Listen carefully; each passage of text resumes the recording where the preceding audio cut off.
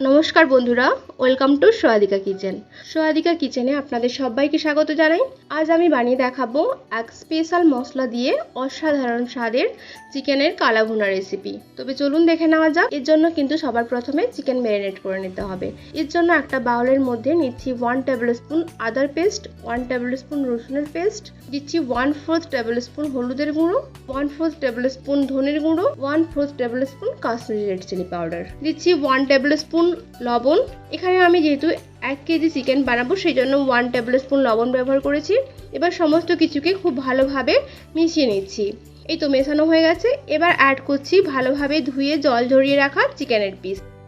এক্ষেত্রে কিন্তু চিকেনের পিস একটু বড় সাইজের হলেই খুব ভালো হয়।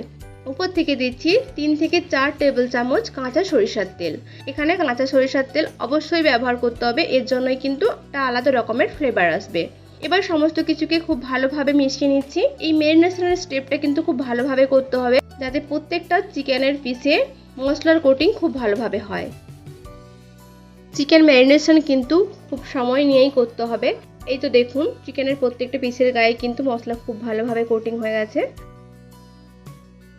এবার এটাকে আমি ঢাকা দিয়ে কমপক্ষে 30 মিনিট রেস্টিংয়ে রাখছি। অন্যদিকে একটা মশলার পেস্ট বানিয়ে নিচ্ছি। এর জন্য একটা বাউলের মধ্যে নিচ্ছি 1/4 টেবিল স্পুন হলুদের গুঁড়ো, দিচ্ছি 1/2 table spoon Kashmiri red chilli powder, 1/2 tablespoon লাল লঙ্কার গুঁড়ো, তাহলে আপনারা স্কিপও করতে পারেন। দিচ্ছি 1/2 টেবিল স্পুন জিরের গুঁড়ো, দিচ্ছি 1/4 টেবিল স্পুন ধনের গুঁড়ো। সামান্য জল দিয়ে সমস্ত কিছুকে খুব ভালোভাবে মিশিয়ে নিচ্ছি। মিশিয়ে নিয়ে এটাও কিন্তু রেস্টিংয়ে রাখছি 30 মিনিটের জন্য। গ্যাসে রাখছি একটা কড়াই, নিচ্ছি বেশ খানিকটা সরিষার তেল। এখানে 1 কেজি চিকেনের জন্য 75 গ্রাম সরিষার তেল নিয়েছি। রান্নাটা কিন্তু অবশ্যই সরিষার তেল দিয়ে করতে হবে। অ্যাড করছি 1/4 টেবিল স্পুন চিনি। এখানে কিন্তু চিনিটা অবশ্যই ব্যবহার করতে হবে। চিনি না দিলে এই রেসিপির যে একটা কালার সেটা আসবে না খুব ভালোভাবে। চিনি খুব ভালোভাবে ক্যারামেলাইজড করে নিতে হবে। এই তো দেখুন খুব ভালোভাবে ক্যারামেলাইজড হয়ে গেছে। এই সময় অ্যাড করছি গোটা গরম মশলা। এখানে থাকছে 2টো শুকনো লঙ্কা, 3টে তেজপাতা, 2টো দারচিনির স্টিক আর 2টো ছোটো এলাচ আমি যা ফাটিয়ে নিয়েছি। গরম মশলা থেকে একটা সুন্দর অ্যারোমা বেরোলে অ্যাড করছি কুচি করে রাখা পেঁয়াজ। এখানে 4টে মাঝারি মাপের পেঁয়াজ এভাবে কুচি করে নিয়েছি। পেঁয়াজ খুব ভালোভাবে সময় নিয়ে কিন্তু ভেজে নিতে হবে। পেঁয়াজ কিন্তু রেড করে ভেজে নিতে হবে। আর আমার চ্যানেলে নতুন বন্ধু হয়ে থাকলে প্লিজ চ্যানেলটা সাবস্ক্রাইব করে নেবেন। কাছে থাকা বেল আইকনটা অবশ্যই প্রেস করে রাখবেন। এতে হবে কি আমার চ্যানেলে নিত্য নতুন সমস্ত রকমের নোটিফিকেশন আপনাদের কাছে সবার আগে পৌঁছে যাবে। এই তো 3 থেকে 4 মিনিট ভেজে নেওয়ার পর এভাবে দেখুন রেড কালার হয়ে গেছে। এই সময় অ্যাড করছি পেঁয়াজ আর কাঁচা লঙ্কার পেস্ট। এখানে 4টে মাঝারি মাপের পেঁয়াজ আর 6 থেকে 7টে কাঁচা লঙ্কা আমি পেস্ট বানিয়ে নিয়েছিলাম। যে যেরকমভাবে ঝাল খান সেই হিসাবে কিন্তু কাঁচা লঙ্কাটা ব্যবহার করবেন। দিচ্ছি পরিমাণ মতো লবণ। লবণ দিয়ে সমস্ত কিছুকে ভালোভাবে কষিয়ে নিচ্ছি যতক্ষণ পর্যন্ত পেঁয়াজের মধ্যে থাকা জল না চলে যায়।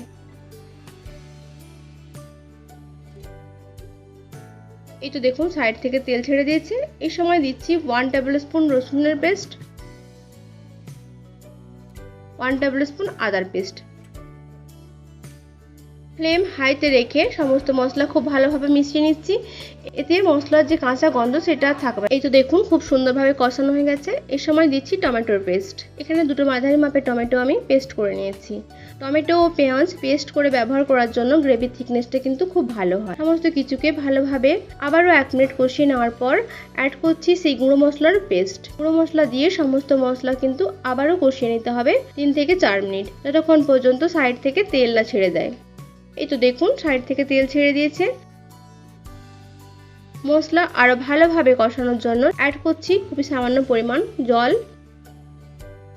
জল দিয়ে আবারও 2 থেকে 3 মিনিট সময় নিয়ে মশলাটা কষিয়ে নিচ্ছি।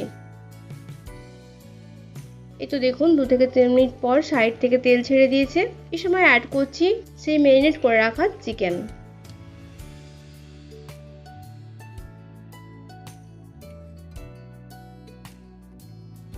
চিকেন দিয়ে গ্যাসের ফ্লেম হাইতে রেখে মশলা 2 মিনিট ফ্রাই করে নিচ্ছি।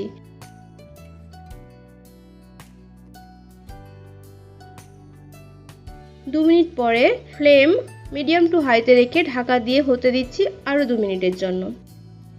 ফিরে এলাম 2 মিনিট পর। চিকেন থেকে হালকা জল ছেড়েছে। এই সময় আবারও খুব ভালোভাবে নাড়াচাড়া করে সমস্ত কিছুকে মিশিয়ে নিচ্ছি। ঢাকা দিয়ে হতে দিচ্ছি আরও 5 মিনিট। ফিরে এলাম 5 মিনিট পর। এই তো দেখুন চিকেন থেকে জল ছেড়ে দিয়েছে। এক্ষেত্রে চিকেন কষানোর জন্য কিন্তু আমি এক্সট্রা কোনো জল ব্যবহার করব না, এই জল দিয়েই কিন্তু আমি চিকেন কষিয়ে নেব। যেহেতু চিকেন খুব ভালোভাবে সেদ্ধ হয়নি, সেজন্য আবারও ঢাকা দিয়ে ফ্লেম লো টু মিডিয়ামে রেখে হতে দিচ্ছি আরও 5 মিনিট।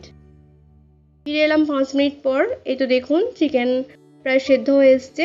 এই সময় আর ঢাকা দেব না, গ্যাসের ফ্লেম মিডিয়াম টু হাইতে রেখে চিকেনকে কষিয়ে নিচ্ছি।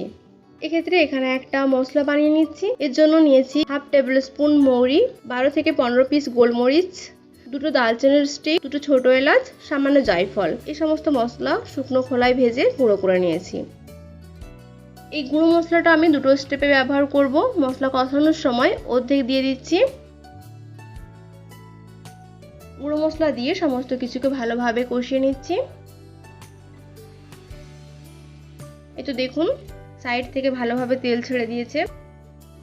এই সময় অ্যাড করছি খুবই অল্প পরিমাণে জল, প্রায় হাফ কাপ মতো উষ্ণ গরম জল। জল দিয়ে সমস্ত কিছুকে ভালোভাবে মিশিয়ে নিচ্ছি।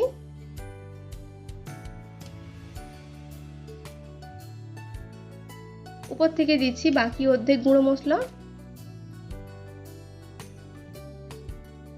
গুঁড়ো মশলা দিয়ে সমস্ত কিছুকে ভালোভাবে মিশিয়ে নিয়ে ঢাকা দিয়ে আবারও 1 মিনিটের জন্য হতে দিচ্ছি। এতে হবে কি, মশলার যে ফ্লেভার এটা চিকেনের মধ্যে খুব সুন্দরভাবে প্রবেশ করবে। ফিরে এলাম 1 মিনিট পর। দেখুন চিকেনের কালা ভুনার রেসিপি প্রায় রেডি হয়ে এসেছে। এটার কালারও কিন্তু অসাধারণ হয়েছে।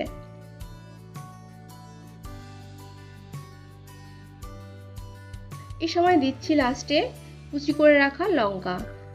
এই লাস্ট স্টেপে কাঁচা লঙ্কা ব্যবহার করার জন্য, কাঁচা লঙ্কার যে একটা সুন্দর ফ্লেভার এটা চিকেনের মধ্যে চলে আসবে। এবার সমস্ত কিছুকে মিশিয়ে নিয়ে ঢাকা দিয়ে গ্যাসের ফ্লেম অফ করে দিচ্ছি।